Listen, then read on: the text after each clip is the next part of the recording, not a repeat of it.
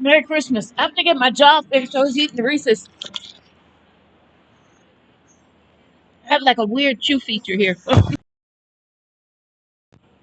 Don't let anybody block your opportunity.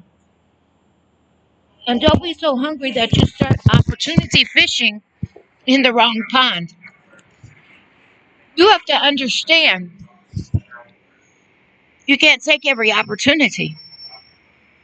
You have a grounded job where you're on call, or they rotate your days. You may not be able to go on the cruise ship. And you have to be willing to sacrifice your ability this time to go on the cruise ship to keep your engagement of opportunity for responsibility.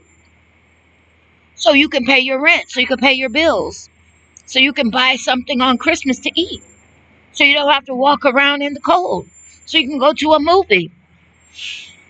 You have to know doing to bless you. You know, the new scam now is to try to join forces with somebody who has something. I have never had so many people pecking at me trying to get me to contact them because they think that I have a little bit of money and can take them to eat. But I engage responsibility for opportunity. Opportunity. Responsibility for opportunity. God blesses me with opportunity. And I try to engage it to the best of my ability. And then that pays. And the levels change, right? So for example, this week coming, we may not have as many hours. So I'm looking to try to find other things I can pick up and do, you know, so that I can make sure that my money is where I need it to be in order for me to survive into the new year. You have to be wise. You can't be that kind of person that thinks, oh, I can sleep all day, get up and eat, and go back to bed and still keep my place. It doesn't work like that.